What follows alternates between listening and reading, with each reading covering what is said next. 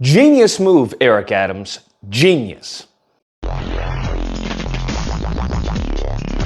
Oh my goodness. So ever since Zahran Mamdani, I'm sorry for the mispronunciation. It took me some time, you have to cut me some slack. It took me some time to even pronounce Kamala's name correctly, because I was saying Kamala for the longest. Okay, so damn. Zahran wins the primaries off to face the big leagues with the general. And it seems that the Democrat Party is not too happy with that, and people are freaking out. It seems that everyone, right, left, are freaking out. They're throwing attacks at him from, fear-mongering about he's Muslim. They're scared, and I'm hearing from, various people here in New York, and they're concerned about their safety living here with a Muslim mayor.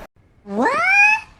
Then there are attacks about him being an anti-Semite. And then I saw this one recent interview with Eric Adams, and he straight up calls him an anti-Semite and then tries to fearmonger the Jewish population as to, well, yeah, y'all should be scared because, his rap lyrics are, associating him. He's praising Hamas and everything. Do you think that he is an anti-Semite? Hey, I'm sorry? Do you think he's an anti-Semite? Yes, I do. Huh? I think some of the comments, you look at some of his rap lyrics where he's talked about, his embracing of Hamas, that says a lot. And other things that he has stated shows that in a city where you have the largest Jewish population outside of Israel, you have to be troubled. I would be troubled if both that used to be in South Africa would all of a sudden want to hold a position in our country somewhere. That would trouble me. I think in many cases when it comes to things like this and sensitivity around, anti-Semitism, that damn near anything and everything can be skewed or framed in a way that is, Hamas supporting. We saw this when it came to what's his name who got deported and just came back for talking about, free Palestine at the college campuses. They try to say, hey, he was Hamas supporting. Mamdani tried to say that. We saw that when it came to Harvard, right? President of Harvard gets yeeted. Oh, they were supporting Hamas. This was anti-Semitism. So there's a lot going on regarding protecting Israel, we'll say, protecting Israel and those who identify as Jewish in this country. I find that very interesting because that same protection has not been levied to anyone, to be honest with you. It's sure as heck not Black Americans. So I find that very, very, very peculiar. He's out of line, but he's right. Then we compound this idiocy with him actually going on, MSNBC, I believe, and him talking about handouts. And New Yorkers are not looking for someone just to give them a handout. There's nothing dignified by stating, I'm going to give you a handout. You want government grocery stores. What happens to the local bodegas when you do that? Do we shut them down? He wants to give free buses and all of these things that he can't deliver. Right there, you lost me, bro. You lost me. I can understand the anti-Semitism because, if you're a part of a Jewish community and they obviously, footing the bill for everything you're doing, I get that. Just like when it comes to Trump and him signing executive orders for, anti-Semitism this, Jewish people that, Israel this, give them more bombs and all that. I get that. Jewish people, whether it's single donors, AIPAC, whatever, they put a lot of money into your campaign. You got a big debt to settle. Just is what it is. It makes sense. 1 + 1 = 2. But when you start using right-wing language that has been used to vilify and criticize and belittle Black Americans, especially when it comes at the tail front of reparations, talking about handouts, you're cooked, fam. You're cooked. You're absolutely cooked. And it pains me because it seems that there's an elderly crowd, an elderly group of Black people that are just, I'm going to come out and say it, they're useless, okay? They need to be euthanized, all right? For lack of better words, all right? I'm just saying they need to be jettisoned to another planet because they're useless. It's just simple as that. They're those group of people who believe what they believe, and no matter what new information comes out, that's what they're going to do. They voted for Eric Adams, they're going to die voting for Eric Adams. They vote Democrat, they're going to die voting for Democrats. Damn. Those people are harming the collective, okay? Unfortunately, that's what's happening. And there was an interview Don Lemon was doing, and people were like, "Oh, he's a man of God. That's why I'm going to vote for him." I'm here to see Eric Adams. Yes, you support him? Yes. Yes? What about you, ma'am? Hi. Hi, how are you? Why are you here? Because he's a man of God, and that's what lured me in. Yes, and I'm here to support him. Yes. That right there, I would argue, is a reason for a lot of people to be, I won't say atheists, but to be agnostic. Because unless you are very, very careful, that scripture, the Holy Bible, that can be a gun. And I don't know if people know this, but that can be very much a loaded gun.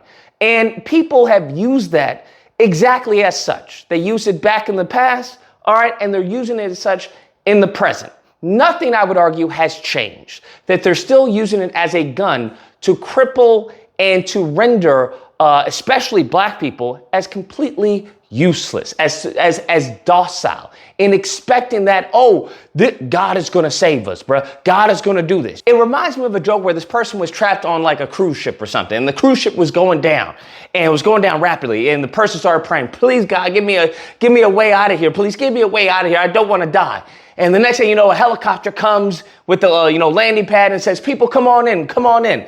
And the guy's like, no, God's going to save me. God's going to save me. So the helicopter goes off and he starts praying harder. He starts screaming, "Lord, please save me. Save me. The boat is sinking. Save me, save me." So a boat comes by, right? A boat with a bunch of other people. They're like, "Hey, everybody, come on the boat." And the guy's like, no, God's going to save me. You have to understand, God's going to save me. I can't go on with you. I have faith that God's going to save me. And so the boat goes on, right? Then he's just screaming, he's speaking in tongues, "Lord, save me, Lord, show me," right? And then a dolphin comes by, and the dolphin's like, "Ee." You remember Flipper? And then he's like, "No, leave me alone, God's gonna save me." So eventually, the person drowns, right? And he goes to heaven, he's like, "Lord, what happened, bro? I was screaming for you, praying for you. I've been a faithful servant all my years, and you go and let me drown to death?" And God looks at me, he's like, "What are you talking about? I sent you a helicopter, I sent you a boat, hell, I even sent you Flipper." And that's what it reminds me of many black elderly in the community right now, where they have this belief of hope. My hope is going to happen. There is no action, but there's my hope and prayer. My hope and, I hope it's going to happen. I have faith it's going to happen. And a faith without works is dead. Beta! So like I said, it's unfortunate that we're seeing this, but with Eric Adams saying the stuff that he's saying when it comes to as far as handouts, I find it very interesting. And I've said this time and time again, where anything that benefits American people is considered a handout. It's negative. It's always, looked down upon. You just, disgusting. But whenever it goes to help, let's say Israel, whenever it goes to help other countries, Ukraine, whatever, then it's like, we're good. This is great. We need to send them more aid. We need to send them more bombs to defend themselves. They have a right to exist. We need to send them more troops. We need to send more aid, medical aid, food aid, financial aid, whatever it is. And I find that interesting. That's why I'm saying if Americans can only treat Americans as if we were foreigners, we would be in a different position.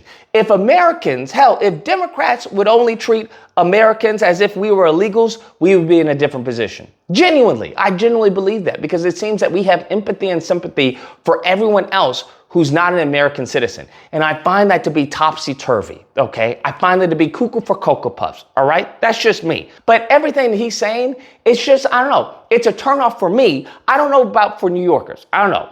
Maybe they're just like, hey, I'm still gonna vote for him. He's the best thing there is, and so be it. But to me, it seems like he's shooting himself in the foot, especially with adopting verbiage that has been historically used to ridicule black Americans and our grievances, especially tied to reparations. Oh, you just want a handout. And I don't think that's going to hit the right way. Anyways, guys, that's a video. Let me know what you guys think. Whether or not you believe Lucas or Eric Adams, he's got my vote 100%. Or if you don't believe, I think I'm going to vote for Zaron and, see where we go with that. Please feel free to like the video if you happen to disagree. You know where to find me. Disagreement Day, Thursday through Saturday. There'll be a number on screen. You call and we duke it out. Otherwise, like the video, comment. Let me know what you guys think about this. Subscribe and that fun stuff. Till next time, guys, be amazing. And New Yorkers are not looking for someone just to give them a handout.